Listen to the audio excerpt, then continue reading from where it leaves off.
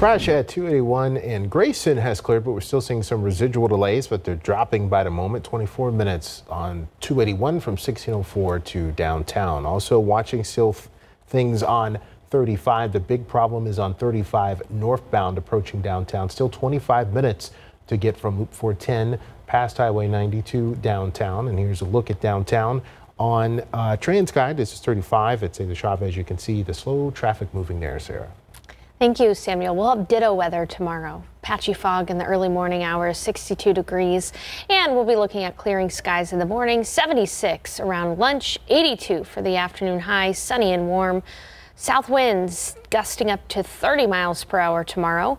The one thing that will be different, cold front's going to arrive at midnight tomorrow. That's going to bring us a small chance for an isolated shower, but really the thing you'll notice more than anything, dropping temperatures, windy conditions, gusts up to 40 miles per hour, and highs only in the 60s. All right, thanks, Sarah. Don't forget KSAT Explains live stream in a few minutes on KSAT.com. See you back here on the Night Beat at 10.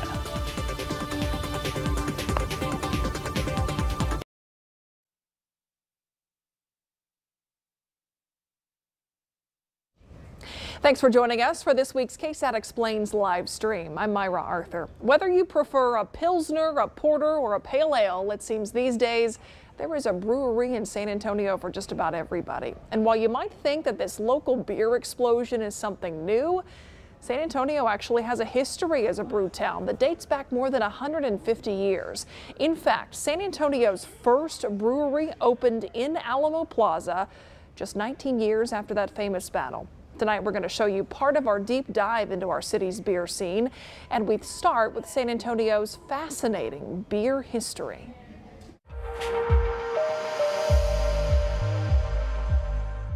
Thanks for joining us for this episode of KSAT Explains. I'm Myra Arthur. We're here at one of the most recognizable San Antonio landmarks, what was once the Pearl Brewery.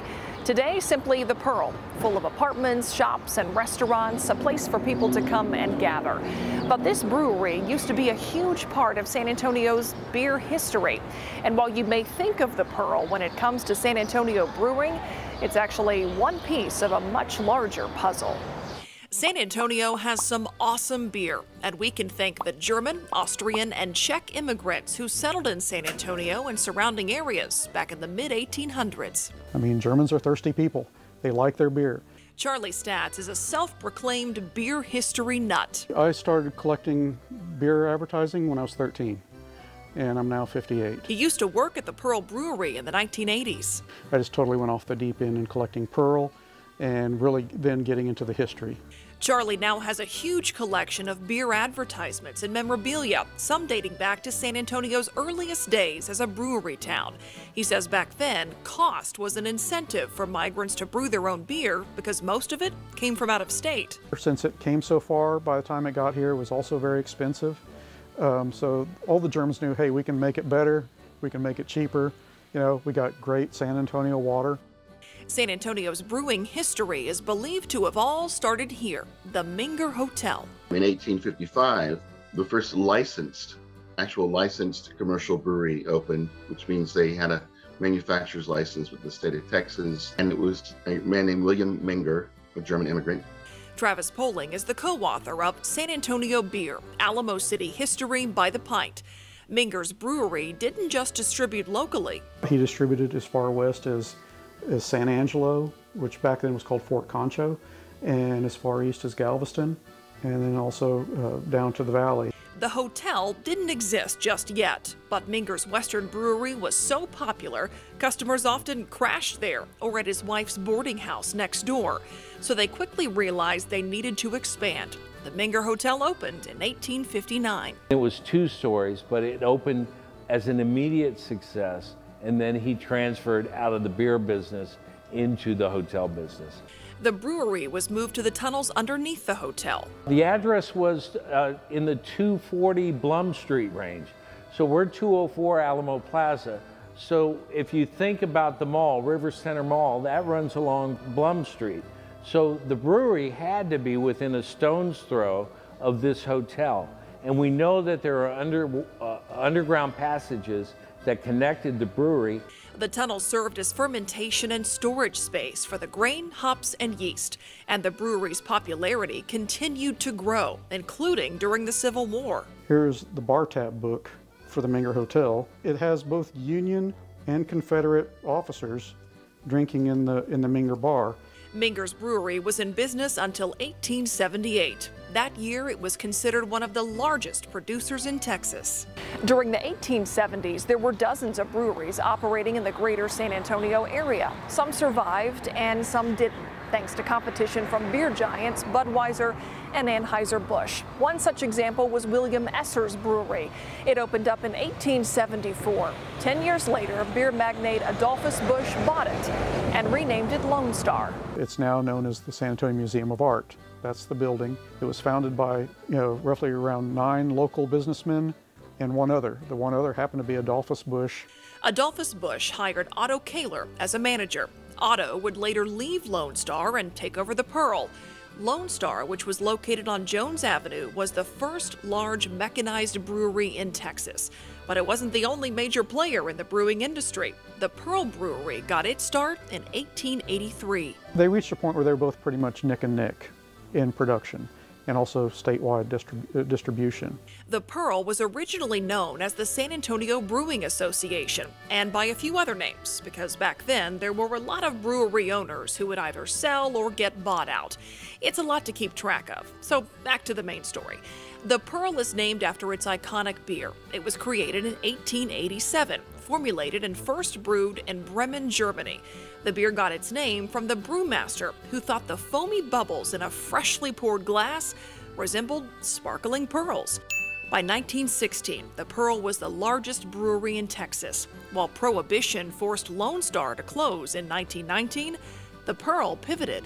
Otto Kaler's widow, Emma Kaler, kept it going by using their auto shop for repair people's cars. They were making sodas, Orange Crush sodas. They were making ice cream. They were making malt for malted milk. They were using every piece of the equipment that was part of the brewing process and part of maintaining a manufacturing facility to kind of keep this thing going during Prohibition. So they were the first brewery actually in the entire Southwest to reopen when Prohibition was lifted. Despite reopening once Prohibition was lifted in 1933, Emma faced another challenge, the Great Depression.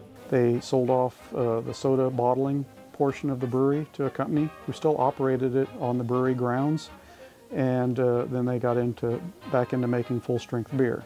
Emma managed to keep the brewery afloat by selling beer to those who could afford it. Around the same year, Sabinus Brewing was built on Lone Star Boulevard. It would later become home to the beer we all know as Lone Star. It had a very large run and following. They even opened up a second location in Oklahoma City in the early 60s. Their sales never really exceeded Pearl's until the 1970s. In 1952, the San Antonio Brewing Association officially became the Pearl Brewing Company because honestly, the name was confusing people. In the 1950s, Pearl was the #1 selling beer, but by 1968, it was at the bottom of that list because once again, the beer giants kept getting bigger. In 1985, Pabst Brewing Company took over the Pearl.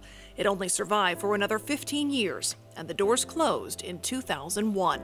This is the site of the old Lone Star Brewery. It's been 25 years since beer was brewed here. Today, Lone Star is still popular in Texas, but it's owned by Pabst and made under contract by Miller Coors Brewing in Fort Worth. Pearl, also owned by Pabst, and since the summer of 2020, has been brewed out of Austin. So those iconic beers no longer made here in San Antonio. But there are other local breweries operating today in their place. If you feel like some of them may have popped up overnight, you're not alone in that. KSAT Explains producer Lexi Salazar says the change in the craft beer scene isn't by chance. It's the result of work going on behind the scenes to change Texas law. People in Texas have always liked beer. They've always liked good beer. But up until recently, operating a successful microbrewery or brew pub was a challenge thanks to state laws. In 1993, the state of Texas legalized brew pubs. I got started home brewing back in the early 90s while I was in college up in Austin. And that was like right when they first passed the brew pub bill to where basically restaurants could make beer and sell it right there on location. Texas was behind the curve at this point. 41 states already allowed brew pubs to operate. But after Texas joined the club, the experimentation began. I worked at the first brew pub in Texas, Waterloo Brewing Company, which closed in 2001. I also worked at the Celis Brewery before it closed, and I came back to my hometown. I grew up here and worked at the Laboratory Brewing Company for a couple years before it closed. That's Jason Davis. His experience also includes some time at San Antonio's oldest brew pub, Blue Star. Jason eventually joined forces with Freetail Brewing founder Scott Metzger. They launched Freetail in 2008, north of Chavano Park. Over the past 13 years, business has exploded. They've even opened a tap room on the south side. And Scott was instrumental in working alongside the Texas Craft Brewers Guild to help change even more laws to further the beer industry in the state. And 2013 was a big year for change. For the first time, brew pubs could sell their brews to grocery stores and restaurants. And they also changed it to where breweries could actually sell beer in their tap room. Before that, people would have to have tours that they were giving, and then they'd have to give the beer away. I'm not originally from Texas, so it was an eye-opening experience to learn about some of our antiquated beer laws and liquor laws in general. After moving to San Antonio for a teaching job, Dustin Baker saw an opportunity to make a business out of a hobby. Like so many others, I was homebrewing and producing a little bit too much beer to drink it on our own. Dustin and his wife opened doors to Roadmap Brewing in 2018. And we were really modeling ourselves after the amazing places we saw other places in the country, and kind of looked around San Antonio and realized this could work here. Another San Antonio transplant is behind one of our city's most well-known and successful breweries. Marcus Baskerville started bringing the beer he was brewing at home to local bars and restaurants for feedback. Things changed for him when a brewery let him do a tap takeover. The beers that we ended up having on tap ended up doing so well that the brewery offered me an assistant brewing job. He took the job, learned the trade, and ended up opening his own project, Weathered Souls, in 2016 on the north side. At around the time Weathered Souls opened, Vera Deckard was preparing to open her own spot in Southtown. Again, the idea to open her own brewery came from a hobby that had gotten pretty intense. One day, Brent, my husband, comes home and there's microscopes and magazines and Erlenmeyer flasks and freezers for fermentation vessels, like everywhere in our house, and he's just like, you know, this is kind of like Breaking Bad. He says, you're gonna have to either tone this down or we're gonna just go pro. And I'm like, well, I don't really know how to tone it down because it's so much fun. I'm so passionate about it. Let's go pro. Vera, who was born and raised in Germany, used South Texas and German influence as inspiration. That was really important to me to tie the two together. That's why we have the Echo mit Liebe slogan, which means made with love. That inspiration also helped her come up with the brewery's name. Künstler is German for artist. We are in the Southtown Arts District.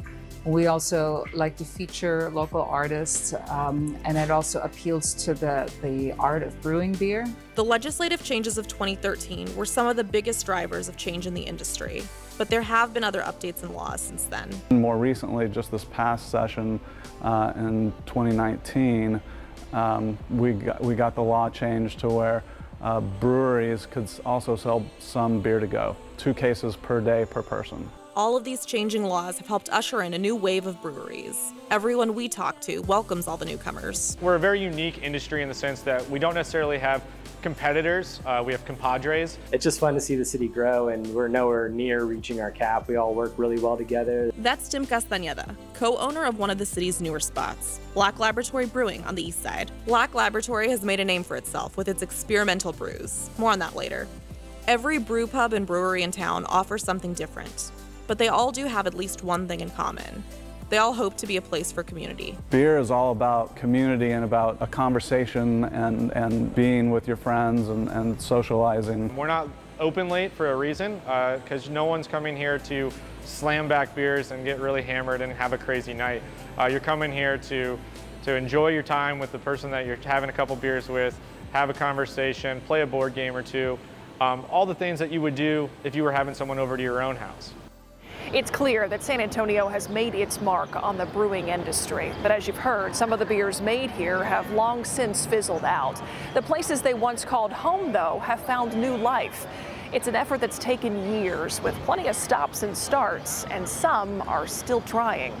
Just about everyone knows about the Pearl. Tourists and locals alike are drawn to it these days. You know by now that Pabst shut down brewing here in 2001.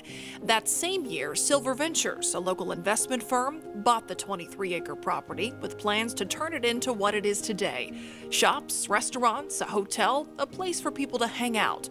For a few years, the Pearl sat empty, but then in 2006, the very first tenant opened its doors. And since then, the place has exploded, becoming a main attraction citywide. Just south of the Pearl sits the San Antonio Museum of Art, which used to be the Lone Star Brewery. In 1918, Lone Star was selling 65,000 barrels of beer a year throughout Texas and the rest of the country. But then came Prohibition. Lone Star didn't weather that well and was forced to close. In the 1970s, the museum acquired the old brewery buildings and then opened in 1981. Today, the San Antonio Museum of Art sits along the bustling northern reaches of the Riverwalk. But as we've told you, that wasn't the end of Lone Star Brewing in San Antonio. Prohibition ended in 1933, and around the same time, a new Lone Star Brewery complex opened along Mission Road. The beer started brewing here in 1940, but then operations stopped in 1996. Every city is going through the same process of thinking about what do we do with this old industrial space, because we're not an industrial economy anymore. Professor Christine Drennan points out something that many of us may have forgotten over the years. Breweries were factories. They are a relic of an industrial past, that was based on factory and production, and really built the American middle class. And then we lost that, and we have not been able to sustain the American middle class in the economy that we've built and that we've replaced it with. And these places, they represent that, right? They are playgrounds for people with a lot of disposable income. Yet the people that work there are service industry employees, and you probably can't send your kid to college on that income. So they are very indicative of the transformation in the economy in general. There is a new plan for the Lone Star Brewing Complex. It's the latest attempt to breathe new life into this old space. It's kind of the elephant in the room a little bit that we are the fourth, sort of development group to come along. Gray Street Partners, a local real estate investment group, is behind the project. Of course, this time's going to be different, right? This time it's going to work and it's going to be great. Although, it's kind of, to bluntly put it, one of the reasons it's going to be different is we were able to buy the site in cash. We have no debt, and that kind of recession proofs, our plans in a very different way than the prior developers who tried. The plans include apartments, retail space and restaurants, a park, areas for people to walk and to bike. It might sound a little familiar. The parallels obviously are impossible to not draw. Another brewery on the river. I think maybe the word that we're using is Lone Star will be slightly more approachable in terms of of the market. In other words, more affordable. Drennan points to the environmental benefits of replacing these once factories with the mixed-use kind of developments we're seeing today.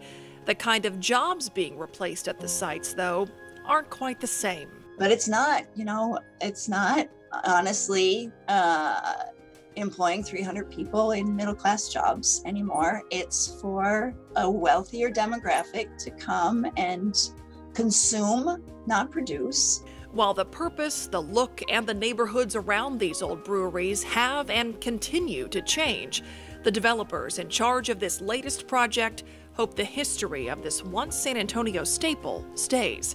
They have plans to include it. And so something that we really want to do is push this community outreach to kind of collect those stories. There's a lot of great history that people have had connecting to the site, being on the site, whether they're, fathers or grandparents, worked on the site or they visited all the time as kids. That was just part of our episode featuring San Antonio's brewing history and its future. We also talk in that show about how some of these local brewers have taken their beers and they've put a uniquely San Antonio spin on them. RJ Marquez and I even did a taste test. It's a very tough assignment. You can check out that full episode at ksat.com/explains. And while you're there, let us know what you want us to cover. We want to know, do you have big questions about something you've seen in the news, something that's been making headlines? Maybe you just want to know something about this community. You've had it on your mind. Let us know right now on our website. Just go to ksat.com/explains, click on this story. You can submit your question on the form that you see right here or leave a comment on the story. We want to see what's on your mind. Thanks for joining us for this Tuesday night KSAT Explains live stream. I'm Myra Arthur. We'll see you right back here next Tuesday. Have a good night.